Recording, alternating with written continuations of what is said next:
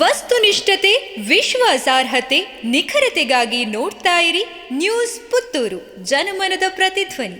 ಶುಭ ಮುಂಜಾನೆ. ನಾನು ಶ್ರೀಮಾ. ಇಂದಿನ ಮುಖ್ಯಾಂಶಗಳು. ವಿದ್ಯಾರಶ್ಮಿ ಸ್ವತಂತ್ರ ಪದವಿ ಪೂರ್ವ ಕಾಲೇಜಿಗೆ ದ್ವಿತೀಯ ಪಿಯುಸಿಯಲ್ಲಿ 100% ಫಲಿತಾಂಶ.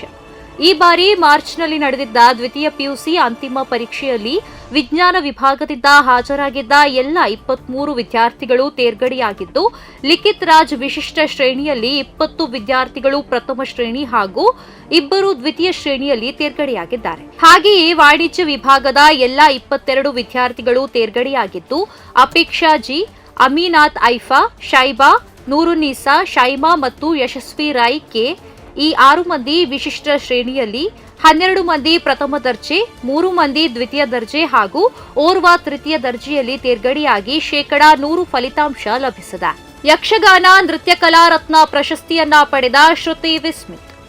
ಸಮಾಜ ಕಲ್ಯಾಣ ಸಂಸ್ಥೆ ಬೆಂಗಳೂರು, ವಿಶ್ವ ಕನ್ನಡ ಜಾನಪದ ಪರಿಷತ್ ಬೆಂಗಳೂರು ವತಿಯಿಂದ ವಿಶ್ವ ಮಹಿಳಾ ದಿನಾಚರಣೆಯ ಪ್ರಯುಕ್ತ ಏಪ್ರಿಲ್ 6ರಂದು ಬೆಂಗಳೂರಿನ ಅಕ್ಕಮಹಾದೇವಿ ಸಭಾಂಗಣದಲ್ಲಿ ಯಕ್ಷಗಾನ ಕ್ಷೇತ್ರದಲ್ಲಿ ಮಾಡಿರುವ ಸಾಧನೆಗಾಗಿ ಪುತ್ತೂರು ಬಲ್ನಾಡು ನಿವಾಸಿ ಶ್ರುತಿ ವಿಸ್ಮಿತ್ ರವರಿಗೆ ರಾಷ್ಟ್ರೀಯ ವೀರ ವನಿತೆ ಯಕ್ಷಗಾನ ಕಲಾರತ್ನ ರಾಷ್ಟ್ರ ಪ್ರಶಸ್ತಿಯನ್ನ ನೀಡಿ ಗೌರವಿಸಲಾಯಿತು. ಚಾಲಕನ ನಿಯಂತ್ರಣ ತಪ್ಪಿ ಮರಕ್ಕೆ ಡಿಕ್ಕಿ ಹೊಡೆದ ಕಾರು, ಓರ್ವ ಮಹಿಳೆಗೆ ಗಾಯ.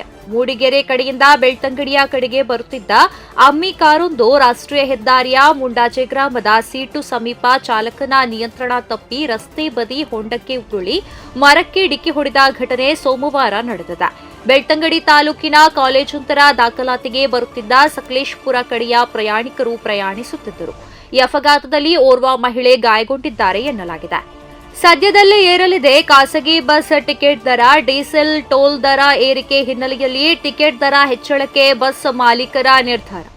ಈಗಾಗಲೇ ಅಗತ್ಯ ವಸ್ತುಗಳ ನಿರಂತರ ಬೆಲೆ ಏರಿಕೆಯಿಂದ ಕಂಗಾಲಾಗಿರುವ ಜನರಿಗೆ ಈಗ ಪ್ರಯಾಣ ದರ ಏರಿಕೆಯಾಗುವ ಸಂಕಷ್ಟ ಎದುರಾಗಲಿದೆ. ರಾಜ್ಯಾದ್ಯಂತ ಖಾಸಗಿ ಬಸ್ಗಳ ಟಿಕೆಟ್ ದರ ಹೆಚ್ಚಳ ಮಾಡಲು ಖಾಸಗಿ ಬಸ್ ಮಾಲೀಕರ ಒಕ್ಕೂಟ ನಿರ್ಧರಿಸಿದೆ. ಈ ಬಗ್ಗೆ ಮುಂದಿನ ವಾರವೇ ಅಧಿಕೃತ ಪ್ರಕಟಣೆ ಹೊರಬೀಳುವ ಸಾಧ್ಯತೆ ಇದೆ. ಹಾಲು, ಕರೆಂಟ್, ಮೆಟ್ರೋ ಟಿಕೆಟ್ ದರ, ಸರ್ಕಾರಿ ಬಸ್ ಟಿಕೆಟ್ ದರ ಹೀಗೆ ಎಲ್ಲವೂ ಏರಿಕೆಯಾಗಿದ್ದು, ಈ ಬಗ್ಗೆ ಜನ ಬೀದಿಗಿಳಿದು ಹೋರಾಡುತ್ತಿರುವಾಗಲೇ ಸದ್ದಿಲ್ಲದೆ ಖಾಸಗಿ ಬಸ್ ಮಾಲೀಕರು ಟಿಕೆಟ್ ದರ ಏರಿಸಲು ನಿರ್ಧರಿಸಿದ್ದಾರೆ.